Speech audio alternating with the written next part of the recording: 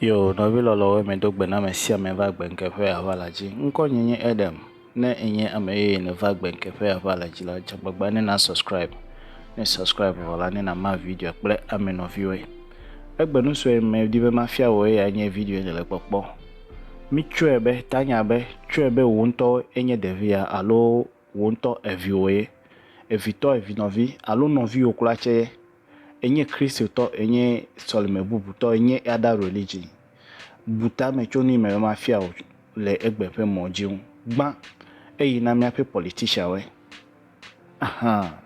miape politician we yo me le dumevio pe tamabu hadebe devia na yovo de olela manofu ya togbikpe o devia na fia nyu le devia sila devia manofu ya pe o devia ne Dukplɔlanyuiewo le devia sila mano efuya kpe o amegbeto de fome e anya amegbeto bo devia pe fu ikpe o le da bo unse ile devia sila okay tane ele devia kpo de wa kpo be devia menye de kweto kple no ojio mebe ko wo pe unti la kple osusu pete ko de devia ne na kpo be ne wo ede agbe avivi na wa nunya soe me dibe mi asorama mi ape Dukplɔlanyuiewo le miasi le Afika de tagbo Sese to de ke me sokpliwe wa dometo de we bo tepe devia le da na kpo agbe me devia le in Africa continent etokple no lesi vo Dukplɔlawo de ya be no ale be na devia because america ma to ale be na devia wa menoto pe union de fini ole e Agbenuke be jipu de yovo de e ya chuni Jonas de gbogblonami e ya nyemele gbogbona la gbenke pe avalaji menye ya dede olo bubu ojonyo le vedome bubu ojonyo la Africa du comme vo Dukplɔlawo le mi apeta me bu sofo bishop we o ya opetele eyi wati wa wenye be wa joga na wa video ya mako link ko dade video ya te tane le video kpo link go me kpo video description na kpo link kema na chwe na kpo video full video ya shortcut ya me o be mako fia nu le moji bene view ede ya sika kple diamond la siwe ya mede ya fogade ko vai dade yovu de be ile business wo ya mede ya yo tonko be yin politician ya le gafi ya via togbila siwe tro ide dokuo me e via togbila siwe bishop 4x4 lesi e wonega cho gaswela siwo vale jojo ne ple susu benuka maune vujiponu nawe nukata mauna ne jide via be ame ya togbi hape menna be na ji ame ile abe bishop anto common sense ya me debe miaza common sense ya me debe miaza Mau yo le Bibla me be le Bibla me yo be neva Bibla me la ejebe na novo vona mauma ne na sobo mama kple susu be ne kpe fulanyi gbajide afi na ba se vivi na jipo devi ape fu ikpe wolede matro biawe mawode ele nywede kple susu be devi neva kpe fu lanyi gbajivo afi ne wa na ne wa va jipo mega ngwabolo Yesu Kristo maube inabe Yesu Kristo never kude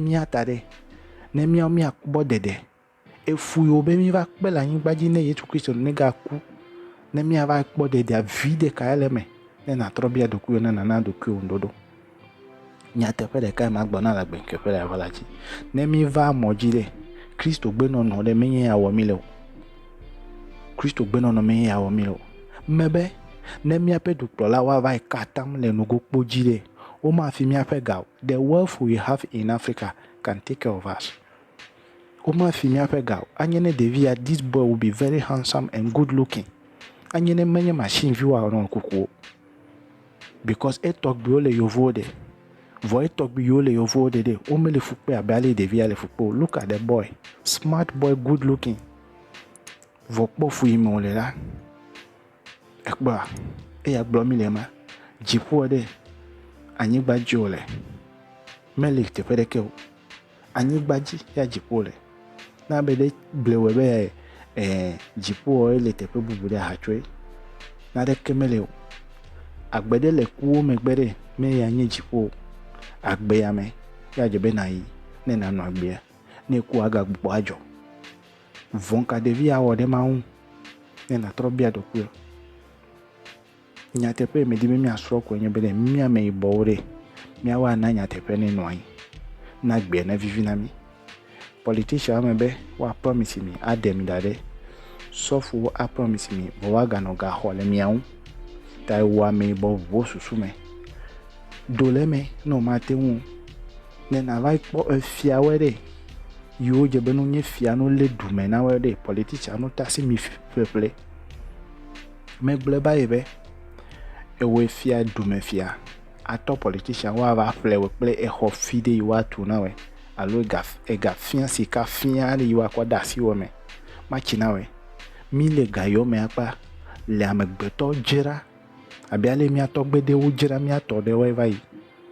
Yovo me va le mia tɔgbe kple tulo ame yibɔ yawo ga dɔ be ne va yi le mia fo kɔ na yiwe. Nyateƒe ɖeka ye ma do na wo le Agbenuke ƒe ava la dzi. Ne mi di be mia tsi ɖe agbe ma tɔgbe mi le be mia nɔ ema. De vɔn ka ɖevi ya wɔ pale wo le zɔzɔ le anyigba dzi ɖa. Vɔn ka ɖevi ya wɔ ɖe nɔ emawo. Vɔn ka ɖevi ya wɔ ɖe Yesu Kristo kple tɔwo.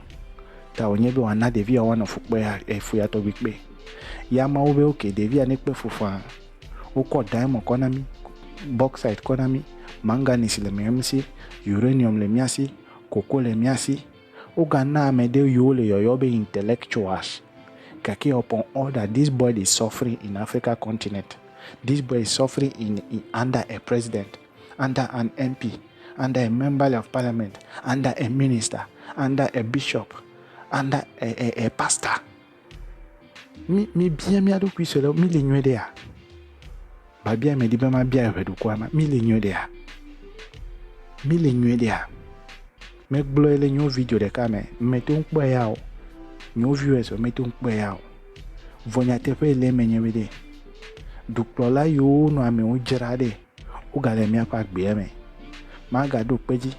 Ne wa kɔ Quran kple Bible kɔ da de ahaji no go kpo de kape awo dzi. Antoa de kape akpewo dzi. Mi le agbe ƒe vividi mega va yi di dziƒo de na yi o. Mega fa vi de Christmas yi gbɔta o. Mi di be agbe ne vivi na mi. Nye ma ƒo nu sugbɔ.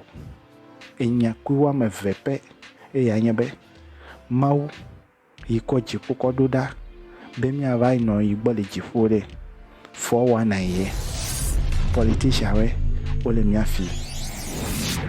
Ta edze be mi ʋu miaƒe susu ne miakpɔ agbie nɔnɔ aƒe vivi. Mi ma tso ko anɔ ekɔ da ko evɔ. Mi ma tso ko anɔ Christmas wo du ko evɔ. Mi ma tso ko anɔ ŋugbedodo de yome ya gbe ave vivi la anyigba ya dzi o. Ne ɖevi ya ƒe nu wɔ nu blanui na wɔe ɖe efia be dzitsinya gbagbe le dzime na wɔe. Vɔ ne nye amegbetɔ ɖevi ya ƒe nu me wɔ nu blanui na wo ɖe efia be wo dzitsinya ɖe eku. Miame yiwo miaƒe dzitsinya le dɔ wɔ ɖe eya ta mekɔ video ya kɔ va be ne wònye nɔviwoe alo ne wònye wo ŋutɔŋutɔe alo ne wònye be ewoe dzi ɖevi ya nenya be kesinɔnuwo le asiwo. Yovo meyɔ teƒe ɖeke wòayɔ be Gold Coast wònye be Ghana wòva yɔ. Togo be Freeport nu sia nu. Vɔ mi dudu hiãka me duku mi duku. Eya gblɔ me le na wɔe. Edze be mi kɔ ŋku biabia kɔ le ga. Edze be mi kɔ ŋku biabia kɔ di ga le anyigba ya dzi ne mi se vivi na gbea. Ame ɖeke mega ble wo be yewoayi de dziƒo na va yi zɔ le sika dzi o. You should do what you will do to survive. Egbe yi me do le vugbe nye be de edze be mi wɔ nu yi mi awɔ ne mi anɔ agbe. Sigbe ma botoe alo ma gblɔ be kisi de. Menye vɔn wɔ na dzata ƒe dzata va lie du o. Menye alẽ de do wɔ nu vɔ de dzata ŋu hafi dzata lie du o. Everybody is trying to survive. Edze be wɔ ame yibɔ de na nya le na survive la gbe ya me hafi agbe na vivi na wɔe.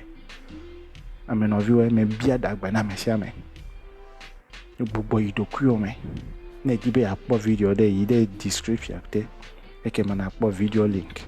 Ke mana akɔ link eke mana te wakɔ kpɔ wole gadzɔ na ɖevi abe ale me le gbɔ be wòakɔ kpe ɖe tɔ kple nu haɖe be dziɖuɖu ƒe asi maɖemaɖe ta. Nɔvi lɔlɔ̃woe mebia dɔgbe na ame sia ame mianɔ kame.